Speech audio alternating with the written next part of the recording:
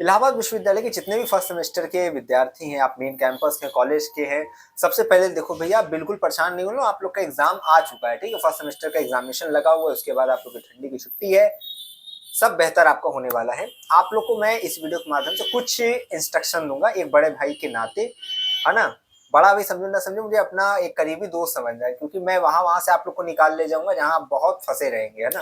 कई यहाँ पे कैटेगरी होती है स्टूडेंट की इलाहाबाद विश्वविद्यालय में। अब आप खुद अपने आप का आकलन करना कि आप किस कैटेगरी में फंसे हो। पहली होती है जिनकी नोट्स बनी रहती है, एग्जाम टाइम खो जाती है। दूसरी कैटेगरी रहती है जो नोट्स नहीं बनाए रहते हैं। तीसरी होती है जो नोट्स बनाने के बारे में सोचते हैं कि हम किताब कॉपी लेंगे, नोट्स बनाएंगे। चौथी कैटेगरी होती है जो अपने आप में एक वादा किए रहते बिना किसी से बताए कि हमको नोट्स बनानी ही नहीं है, क्योंकि वो दर्शिता, डी कुमार और फलान ढिमकाना के चक्कर में बने रहते हैं। वो चौथी कैटेगरी में मैं एक टाइम पे मैं भी शामिल था। तो मैं इस वीडियो के माध्यम से भैया तुम लोग को सब समझाने वाला हूँ। नोट्स है नहीं है, पढ़ा है तुमने, नहीं पढ़ा, तुम कैसे पास होगे, कितना लिखना है, कैसे लिखना है, क्या आएगा क्या नहीं आएगा, कैसे पता चलेगा, है ना। बहुत सवाल होगा कि पास होंगे, कौन फेल होता है, किसको पास होने में ज्यादा दिक्कत होती है। BA, BSc, BCom first semester जितने भी विद्यार्थी हो भैया, बहुत ध्यान से देखना। मैं बहुत आजकल कम वीडियो अपलोड कर पा रहा हूँ, क्योंकि भैया हर एक व्यक्ति का अपने उम्र के साथ कार्यभार बढ़ जाता है ना, तो समझा करो। तो इधर भी देखना है मुझे, दूसरी साइड भी देखना है, आप लोग को भी संभालना है। तो वैसे भी आप लोग बहुत ज्ञानी, मैं आप लोग को ज्यादा ज्ञान देता नहीं, क्योंकि आप लोगों ने अपने जीवन का कई जो कठिन परीक्षाएं बिना पढ़े पास कर दी है ना, वो एक दिन की मेहनत से। और कई स्टूडेंट हो गए, एक पांचवी कैटेगरी होती है, उसमें भी मैं था एक टाइम पे, कि कल एग्जाम है तो आज रात में खाना खाने के बाद 10 बजे से पढ़ेंगे। 10 बजे पढ़ने बैठते तो लगता है चलो अब 11 तक कुछ हुआ हुआ, नहीं तो अब 2 बजे का अलार्म लगाएंगे, अब पढ़ना स्टार्ट करेंगे, और फिर जो है 7 बजे जाएंगे एग्जाम दे देंगे। 2 बजे नींद खुलती ना खुले, 4 बजे खुलती थी। तो एंड ऑफ द डे आपको समझ में आता है भैया कि अगर 365 दिन पढ़ाई किए हो तो भी एक दिन से फर्क नहीं पड़ेगा, और 365 दिन पढ़ाई नहीं की हो तो भी एक दिन से फर्क नहीं पड़ेगा, है ना। वो एम एस धोनी वाली लाइन आपको याद आ जाती है। तो ये कोई डिमोटिवेट करने वाली वीडियो नहीं है ना। मैं आप जानता हूँ, आप लोग कई लोगों की ऐसी वीडियो देखते होंगे जो आपको बहुत तनावपूर्ण बातें करके आपको बीच में फंसा देते हूँ, लेकिन मैं आपको आज तरीका बता रहा हूँ कि अगर देखो, रास्ता तभी कठिन लगता है जब आपको रास्ता पता ना हो कि हाँ जाता कहाँ पे, आपकी मंजिल तक पहुंच पाएगा नहीं पहुंच पाएगा। ये चीज है। मैं आपको पूरा आज एक रोड मैप बनाकर बता रहा हूँ, ठीक है, जिसको अगर आप फॉलो करोगे भैया तो तुम निकल जाओगे इस भंवर से। ये भंवर है नहीं, ठीक है। पहली चीज जो आपको करना है, पहली चीज कंसेप्ट क्लियर कर लीजिए।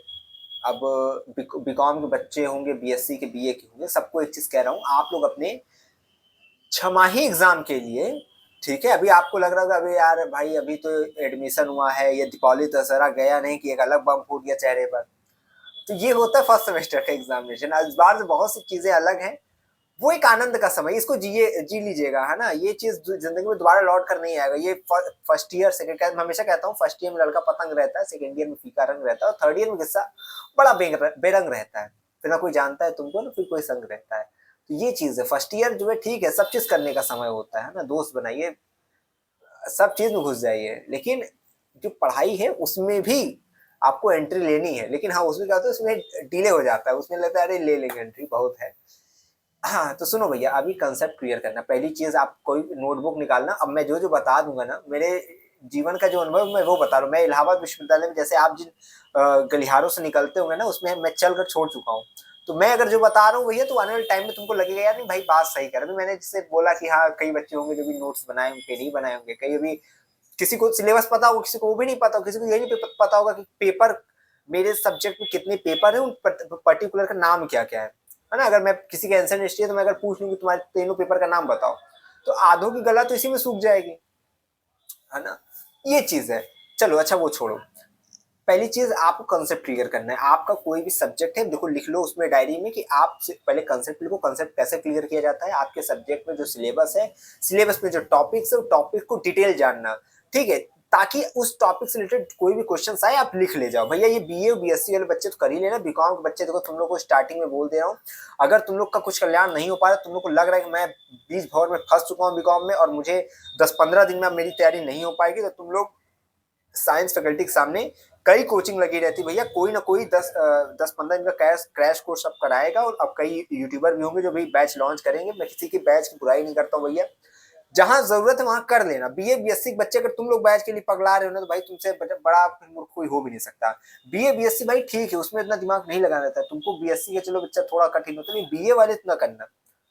हाँ, बीए में भी इकोनॉमिक्स वगैरह जिसका रहेगा वो अपना देखेगा, समझ में आएगा ठीक है, तो कोचिंग कर लेना। क्योंकि हाँ, मैं ये कहता हूँ ना भाई, अगर 10-15 दिन की कड़ी मेहनत और 1000-2000 की अगर आपको बैच मिल रहा है, 500-600 की बैच मिल रही है ना, अगर उतना करने से अगर आपका साल बर्बाद होने से बच जाता है, तो वो आपको महंगा नहीं पड़ रहा है ना, वो सस्ता ही आपके लिए। ठीक है, क्योंकि आप छमाही में आप निपुर जाते हैं, 40% लेकर पास होना है भैया, और उसमें निपुर गए आप, तो 4 लोग पूछ रहे हैं भैया क्या हो गया, अरे इलाहाबाद में गए थे, पढ़ने गए थे, ऐसी कौन सी पढ़ाई कर ली कि पास ही नहीं हो पाए। वो चीज वो के सवालों के कटघरे में खड़े होने से अच्छा है कि आप जो है अपना एक रास्ता निकालिए। बीकॉम के बच्चों को बोल रहा हूँ, बाकी बीए बीएससी को तो मैं बता रहा हूँ। तो तुम लोग कहोगे, तुम लोग को जो भी बीकॉम में आप लोग का सिलेबस है उसके अकॉर्डिंग आप पहले यूट्यूब पे देखो, नहीं समझ में आ रहा वो कुछ नहीं समझ, इंग्लिश में लिखे हिंदी में क्या है, तो साइंस फैकल्टी के सामने कई जो है उसी कोचिंग में जाना है जो कॉमर्स के स्पेशलाइजेशन रखती हो ना, ऐसे कई होंगे जो केवल कॉमर्स पढ़ाएंगे, तो उनके पास जाना, उनके पास यूनिवर्सिटी का अनुभव है, इलाहाबाद विश्वविद्यालय का, ठीक है, वो यही करते हैं। तो वो आपको बताएंगे कि कहाँ से क्वेश्चन आएगा और आप उस पर फोकस करो कि बीकॉम के बच्चे निकल जाएंगे, क्योंकि बीकॉम के बच्चे भाई बहुत फेल होते हैं। 40% पासिंग क्राइटेरिया रहती है बीकॉम की, कि इतने पास होते हैं, 60% फेल हो जाते हैं। ठीक है। चलो, अच्छा ये तो मैंने बताया बीकॉम के लिए। अच्छा, बीए बीएससी वाले बच्चे सुनते जाना, बीकॉम के साथ में सुनते जाना, कब किसके लिए क्या बता दूं मुझे खुद नहीं पता रहता। ठीक, तो बीए और बीएससी वाले बच्चे, पहली बात है आज से अपने कंसेप्ट को क्लियर करना स्टार्ट करें। आप लोग चैट जीपीटी या होता है क्या बोलते यूट्यूब गूगल, आप सबका जेमिनाई वगैरह सबका उपयोग करो। कोई अब मान लीजिए हल्दी घाटी का युद्ध हुआ, ठीक है, एंशिएंट को जब भी लिखते हैं हमेशा अपने विषय की कुछ परिपाटी को समझना। एंशिएंट जब भी लिखते हैं तो भैया उसमें काल, समय, स्थान, ठीक है, व्यक्ति, इन सबको ध्यान में लिखकर उसकी उत्तर को लिखा जाता है। अब अगर हल्दी घाटी का युद्ध अगर लिखा जा रहा है या हड़प्पा सभ्यता ही पूछ लिया जा रहा है कि, या अगर पूछा गया है कि चलो हाँ हड़प्पा सभ्यता पूछा गया, तुमको प्रॉपर बताना पड़ेगा कि उसकी लोकेशन क्या है, उसका पीरियड क्या है, क्या टाइम चल रहा था।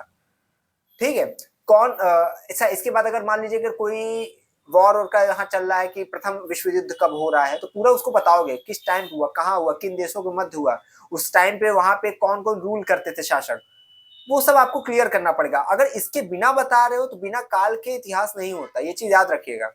हमने अपने टाइम पे क्या हुआ था भैया, बड़ा इतिहास का, मैं फर्स्ट ईयर में जब था, जब पहला पेपर दिया था जो प्राचीन भारतीय संस्कृति है ना शायद है, तो मैं जब लिखा, अब भाई मुझे तो याद नहीं था, मैं भी उसी कैटेगरी 5वीं कैटेगरी का था, नोट्स बनी थी, और वो तो कल्याण तक मेरी बहन, बड़ी बहन जो थी वो उसका आंसर हिस्ट्री था, तो मुझे नोट्स वगैरह वैसे ही ट्रांसफर हो जाती थी, पॉलिटिकल भी उनका था तो वो भी मिल गया था। मेरा एंशिएंट पॉलिटिकल ज्योग्राफी था, है ना। तो अब मुझे मिल तो गया था सब चीजें, लेकिन ये चीज है कि नहीं कि आपके सामने बहुत कुछ रख दिया जाए, लेकिन आपके अंदर भी तो कुछ जाना चाहिए। तो एंशिएंट का जब पेपर आया तो मैंने खूब स्टोरी बना के लिख दी, ऐसा था वैसा था। अब लिखा तो भैया मैंने अच्छे था, पूरा कॉपी भर डाली थी, 16 पन्ना 32 पेज की कॉपी थी, पूरा भर डाला था मैंने, लेकिन नंबर निपुर के हो गया, कुछ मिले ही नहीं ज्यादा। तब मुझे समझ में आई भैया ये चीज गलत मैंने की, और उसके बाद धीरे धीरे यही चीज मैं सीखा हूँ, तो वही आपको सिखाता हूँ, है ना। ये नहीं कि मैं कहीं से वैसे सुन के बता रहा हूँ, मैं मेरे ऊपर है तो मैं बताता हूँ। फिर टीचर ने समझाया कि देखो ऐसे नहीं ऐसे होता है, ये लिखना पड़ेगा आपको तब। अच्छा, ये तुमको मैंने बताया कि कैसे कंसेप्ट क्लियर करना है, क्या क्या चीजें आपको दिमाग में रखनी है, कि कैसे आपको उत्तर लिखना है। इकोनॉमिक का लिख रहे हो तो कैसे लिखोगे। कई बच्चे होंगे बीए या बीएससी में जैसे भी, कि इंग्लिश मीडियम के होंगे, उनको इंग्लिश ही नहीं आती होगी, कि इंग्लिश मीडियम में ले तो लिए, लेकिन अब आप डर ले ये लग रही है कि भैया इंग्लिश में लिखे कैसे। तो भैया पहली बात है, देखो जो भी नोट्स वगैरह तुमको टेलीग्राम पे हम लोग अपलोड करवाए हैं, मैंने खुद ही अपलोड किया, हम लोग की कोई टीम नहीं, मेरी कोई टीम नहीं है ना, मैं अकेले ही हूँ। और तो मैंने बीए की बीएससी की प्रैक्टिकल की जितनी भी फाइल वगैरह है वहां पे तुमको मिलेगी। बीए की ज्योग्राफी की first year second year third year की आपको मिल जाएगी फाइल। ठीक है, तो ले लीजिए, ज्योग्राफी मेरी तो मैंने खुद डाल दिया सारी। ठीक है, मेरी फाइल है, ये मत सोचिएगा, ठीक है, पता नहीं किसकी डलनी, लेकिन first year second year third year की मैंने डाल दी है। ठीक है, चलो, तो वहां से फाइल वगैरह लो, उसको लो। जैसे इंग्लिश मीडियम के जो बच्चे हैं, अगर नोट्स आपको मिलती है बीए की बीएससी की, उसको खींचो। अब तो आजकल भाई सबकी सुविधा है, उसको ट्रांसलेट कर लो, तुरंत हो जाएगा। फिर कुछ अगर ग्रामर की मिस्टेक्स हो तो उसको तो आप इतना तो पढ़े ही हो कि आराम से उसको कर ले जाओगे, समझ गए। बाकी आजकल चैट जीपीटी ऐसा आदमी है भाई, उसको खींच के दे दोगे, उसमें एक प्रॉम्प्ट डाल दोगे इंग्लिश में, कि हिंदी में डाल दो, ठीक है, कि मुझे जो है ये इस पेज पे लिखी गई सभी जानकारियों को मुझे इंग्लिश में ट्रांसलेट करके दो। या आजकल तो इतना बेहतर है कि तुम क्वेश्चन दोगे, उत्तर एकदम इंग्लिश में बना कर देगा, उसको समझा भी देगा वर्ड टू वर्ड। तो आज के टाइम में कोई दिक्कत नहीं भैया, मरण तो हम लोग के समय में थी, है ना। चलो ये चीज हो गया। ये हो गया। हाँ, तुमको और चीज बताते हैं। जो बच्चे इंग्लिश मीडियम के होंगे, अब कुछ भी नहीं कर पा रहे होंगे और फिर भी तुमको लग रहा है भाई मैं नहीं पढ़ पाऊंगा, तो भैया तुम लोग हिंदी में उत्तर लिखना। मेरा एक फ्रेंड था शहनवाज, वो इंग्लिश मीडियम से था, लेकिन उसकी हिंदी जो है उसी प्रकार से थी जैसे कि मैं किसकी तुलना दूं भाई, उसकी इंग्लिश बहुत निम्न कोटि की थी, तो वो नहीं लिख पाता था, तो वो हिंदी में ही अपना पूरा first year second year third year लिखा है, ठीक है। जो पास हुआ है वो फेल नहीं हुआ है। तो आपको एक चीज ध्यान रखना है कि अगर स्टार्ट कर रहे हो तो इंग्लिश से स्टार्ट करके सारा लिखो, और हिंदी से तो हिंदी से ही सारा लिखो, ठीक है। बीच में खिचड़ी मत करना, ठीक। अच्छा, अब हाँ, और क्या चीज आपको समझा दूं। नोट्स वगैरह के लिए दर्शिता डी कुमार आती है, आप उससे केवल आइडिया लेंगे, उसको छापेंगे नहीं, नहीं तो आपका कल्याण होने से कोई रोक नहीं सकता। अच्छा, मैं कंसेप्ट क्लियर करने के लिए बार बार क्यों कह रहा हूँ, क्योंकि आप लोग का जो मेजर और माइनर का यह चीजें है ना, मेजर में चलो ठीक है आप बढ़िया से लिख दोगे रट वट के, लेकिन माइनर में क्या है, अगर कंसेप्ट क्लियर नहीं रहेगा, अगर पूछ लिया कि चावल की क्या बोलते हैं ना, कि चावल का साक्ष्य कहाँ मिला, पहली जैसे इतिहास का मैं एंशिएंट में सब्जेक्ट बता रहा हूँ कि मातृ देवी की मूर्ति कहाँ से मिली थी, है ना। तो ये सब चीजें हैं। तो आपको एक एक लाइनर, अगर वन लाइनर क्वेश्चन दे दिए तो ये रटने से नहीं होगा। 100 क्वेश्चन आ रहे हैं, आप रट के कितना ले जाओगे।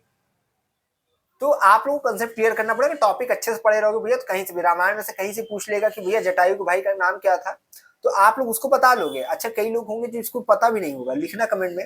अगर आप लोग से पूछ लिया गया कि पितामह भीष्म के पिताजी का क्या नाम था, तो कई लोग होंगे जो बताएंगे, लोग नहीं बता पाएंगे। ये चीज होता है, कंसेप्ट आपका क्लियर होना चाहिए कि आपको, अगर आप पूरा लाइन जानते हो ना कि हाँ ऐसे ऐसे ऐसे सब फैलाव है, विस्तार है, तो आपसे कहीं से कुछ भी पूछेंगे वो आप बता देंगे। समझ में आ गया। तो वो सब चीजें हैं। बाकी आगे, हाँ ये हो गया। अब देखो, जैसे मैं वीडियो बनाने लगता हूँ ना, अब डीजे वीजे सब कोई चाहते नहीं आज के टाइम पे ज्ञान किसी के पास जाए। चलो फिलहाल जितनी आवाज जा रही होगी इसको ऊपर रख ले रहा हूँ, थोड़ा बहुत आप लोग को होगा डिस्टर्ब, लेकिन ध्यान देना। तो मेजर का जो पेपर है 3 घंटे का है, माइनर का 1.5 घंटे का है। माइनर आपको पता है निगेटिव मार्किंग नहीं, सब ऐसे टिक मार्किंग रहेगा, कर लोगे। मेजर में भी आंसर राइटिंग डिटेल वीडियो आपको डिस्क्रिप्शन में मिलेगी भैया, उसको देखो समझो बूझो, ठीक है।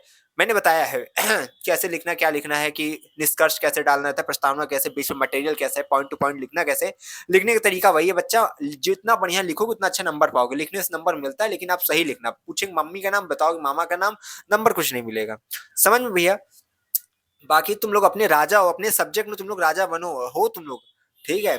ये मत सोचना कि यहाँ पे किसी टीचर की मैं वो कह रहा हूँ कि हाँ वो उनका डायलॉग अलग है, लेकिन मैं एक चीज बता रहा हूँ कि अपने धनी बनो अपने सब्जेक्ट की। तुम कुछ भी पूछा जाए तो बड़े फख्र से कहो नहीं हमने पढ़ा है। और ज्यादा कुछ नहीं पढ़ना है, ज्ञानी तुम लोग को नहीं बनना, केवल ध्यानी बनना। ध्यानी मतलब जितना आने वाला उस पर ध्यान लगाओ, उस पर थोड़ा दिमाग लगाओ, काम हो जाएगा, ठीक है। चलो इतना हो गया। बाकी डिस्क्रिप्शन में इंपॉर्टेंट वीडियोस की लिंक दे रहा हूँ, उसको देखिए। टाइम टेबल वगैरह पे ज्ञान देने से कोई मतलब नहीं है, वो सब तुम लोग को टेलीग्राम पे वैसे भी अपलोड हो गया है। कहीं भी कोई भी समस्या आती है डिस्क्रिप्शन में लिखना। इस बार कोई भी गेस्ट पेपर नहीं काम करेगा, इसलिए पहले ही बोल दे रहा हूँ, अपनी पढ़ाई करना स्टार्ट कर दीजिए। अभी 15 दिन का टाइम है, उसमें कल्याण हो जाएगा। 8 से 23 दिसंबर में एग्जाम लगा हुआ है। इसके बाद विंटर वेकेशन आप लोग की पड़ जाएगी, 1 जनवरी से क्लासेस आपकी स्टार्ट हो जाएंगी, ठीक है। तो thank you so much to all of you. Scholarship का फॉर्म धड़ाके से भरिए, एकदम धमाके से जमा करिए। कॉलेज के बच्चे कॉलेज में, कैंपस के बच्चे कैंपस में, लेकिन हाँ उसको चेक करा लेना डीएसडब्ल्यू से, कैंपस के बच्चे, कॉलेज के बच्चे कॉलेज में, तब जमा करना। और स्कॉलरशिप पे मैंने डिटेल वीडियो बनाई, डिस्क्रिप्शन में लिंक दे रहा हूँ, जाके देखो समझो। कोई समस्या आती है इसी वीडियो के कमेंट बॉक्स में बताना, ठीक है। बाकी मैं बताऊंगा, अभी 3-4 वीडियो मेरी अपलोड होगी एग्जामिनेशन तक, उतने में तुम लोग का कल्याण हो जाएगा, डरना नहीं है। मैं तुम लोग से कम पढ़े लिखे स्तर पे गया था भाई एग्जाम देने, और बढ़िया नंबर से पास हुआ हूँ। मैं कभी ये नहीं कहता हूँ कि मैं ये इस विषय का टॉपर रहा हूँ, कोई टॉपर वॉपर नहीं रहा हूँ मैं, ठीक है। मैं तुम्हारे स्तर से रहा हूँ। तो बस यही चीज है कि मैं तुमको फेल नहीं होने दूंगा। अगर मेरे सानिध्य में हो, मेरी बताई गई चीजों का अनुसरण कर रहे हो, तो पास होना तय है। इसलिए कहता हूँ हमेशा, क्यों इतना भय है, जब पास होना तय है। मानो जब जोड़ लगाता है पत्थर पानी बन जाता है। लेकिन कई लोग की कहावती अलग अलग रहती है कि मानो जब जोड़ लगाता है पानी पानी हो जाता है। तो ये डिमोटिवेट करने वाले लोग हैं, है ना। तो आप लोग अपने में रहिए। मैं हमेशा कहता हूँ देखो, गलतियां करो आप वाजिब है ना। यानी समय बेकार कर दियो, बहुत सी चीज है उधर, डिस्ट्रैक्शन बहुत रहता है जीवन में, है ना। 4 दिन को कोई आता है, 54 दिन हम लोग पड़ जाते हैं उसके पीछे, उसके बाद 60वें दिन वो भी कह देता है कि नहीं हम ये नहीं ये है, हाँ ना। तो ये चीज हमेशा कहता हूँ कि गलतियां करो आप वाजिब है, सबक समय की देती है, मेहनत गड्ढे में गिरे हुए को भी सुरंग कीर्ति मान के देती है, हाँ ना। तो ये मैंने तब लिखा था जब मैंने अपना कक्षा 12 बर्बाद किया था। तो यही चीज होता है, जब कुछ खराब होता है ना तब कुछ अच्छा है, ये नहीं कि कुछ बिगड़ता है तो कुछ बनता है, ये चीज याद रखिएगा। तो आपने अपना समय खराब किया, कुछ भी किया, याद रखिएगा आप जब से सचेत हो जाते हैं आपका समय तभी से शुरू होता है ना। यही है मेरी, मैं कोई दर्शन का विद्यार्थी नहीं हूँ, कोई फिलॉसफी नहीं दे रहा हूँ, मेरे ऊपर जो जीवन में बीती उसी के शब्दों से कुछ बनाकर पिरो कर आपको समझाता हूँ, आपको अच्छा लगा करे तो सुना करो मुझे, ठीक है। जीवन की आधी समस्याएं है ही नहीं, बल्कि हम लोग बना लेते हैं खुद ही से, है ना। बहुत छोटी छोटी चीज है भैया, अभी तो बहुत बड़े बड़े संघर्ष देखना है। अभी तो आप कहते नहीं, अभी तो आप ग्रेजुएशन बेस पे हो, फिर पीजी करोगे, फिर पीएचडी पे जाओगे, फिर कभी कंपटीशन में भी बच्चे निकल जाएंगे।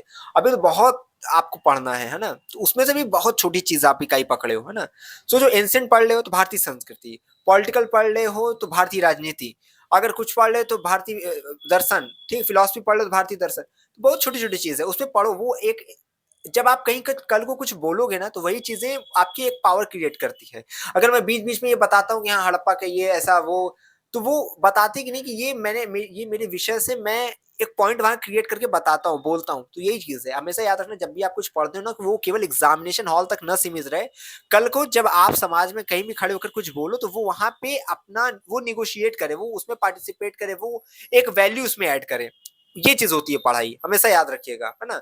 इसीलिए कहते हैं कि जो भी आपने स्कूल में सीखा है वो सब भूल जाने के बाद भी जो याद रहे वही हमारी शिक्षा है।